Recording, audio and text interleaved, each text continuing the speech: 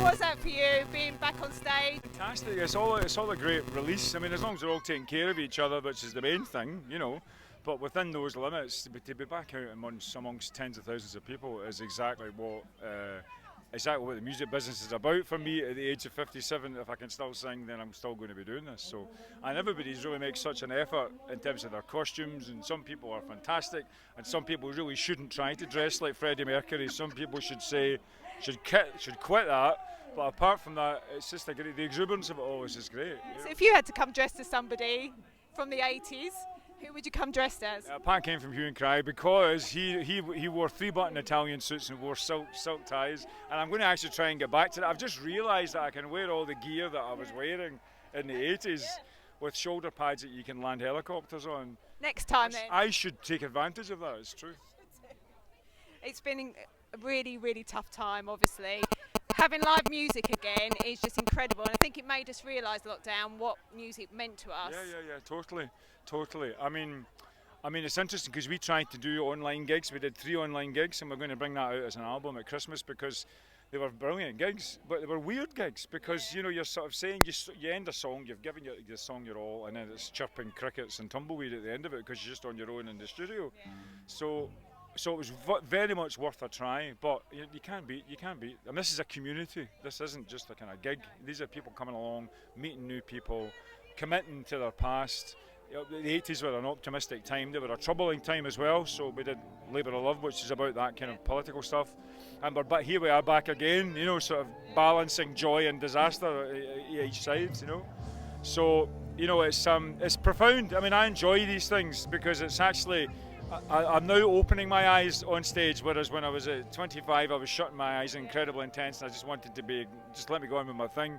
But now I'm just really enjoying everybody that's in front of me. It's great. It's a great human experience. What's it been like all these years performing with your brother? It must be lovely to be able to do that. Well, you know, it's a long period of time. I'm 57, he's 55, 56. We've had births, deaths, marriages, divorces, relationships. But it's been great. I mean, we were children when we came into the music business, but we're menschas now. We're fully mature men now, and we have a great time. He's my best pal, you know. So, your last album was 2017, wasn't it? Pocket Full of Stone. That's right. Well, we've been trying to kind of write this EDM record, which is great because actually we were using lots of synthesizers back in the day, but we went into a jazz tip and then came back round. So I think it's a brilliant record. I'm just trying to get Gregory to get it together to get it out. But I think by the time we come around to the next year's rewinds, presuming God rest, God hoping that we're not chased indoors by another bug, which is always possible, and if that's the case, then we adapt. But the record's ready to go, and it's going to be a great record. So, but we have, you know, hueandcry.co.uk. All the albums are there. It's about 20 albums, original albums by now. So there is something for everyone. If you don't like something out of that, then I don't know what's wrong with you. So when do you think that might come out? Probably towards spring of next year. So on the last album, Eleanor, your daughter. Yes, that's right. It's your daughter, is it? Yes, that's my daughter. And I sang a duet, and she's fantastic. I mean, she essentially is a musical theatre rising star. She's at the National Theatre in London over Christmas. Playing Sleeping Beauty, so but she has a voice. She's a far better voice than her father, as is evident from the record. And she's just an amazing triple threat performer. You know, she sings, dances, and acts, and probably does something else as well. Plays instruments.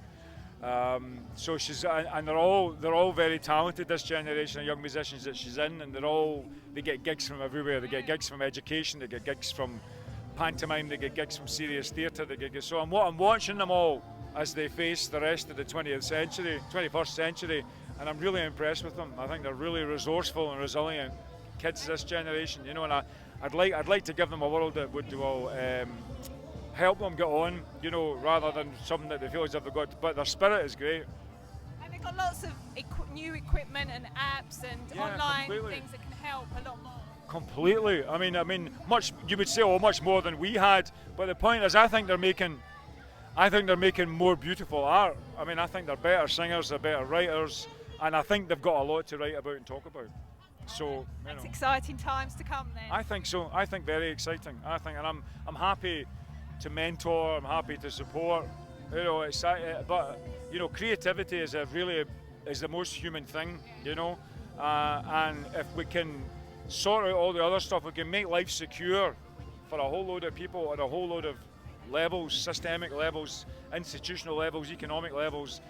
That gives them the basis on which they flower creativity, and that might not involve standard jobs, it might not involve standard living, and I think artists know that, and I think everybody's beginning to look at the artist now and think, not flaky but capable, not random or trivial, but actually quite adaptive and strong and talented. So we've got a story, there's a big story going on at the moment, yeah. Oh, lovely. And finally, as your fan said, well, there's a very, very large Boy Scout there who's scaring the absolute shit out of me. I don't know what he's going to do. Okay. Okay, well that's an offer you can't refuse. I can't refuse. Are you still looking for Linda after all these years? Well, no, I'm not, because I want Linda to. She was in trouble when I met her, and I presume that she is all right, and that she was a cool enough, tough enough character that she hasn't made herself known to me, to my satisfaction. So I think she's too cool. She would be too cool to do that. So I think she's out there observing it all, thinking maybe on your deathbed, Pat. I'll let you know where I am and what I'm doing. Oh, lovely to meet you.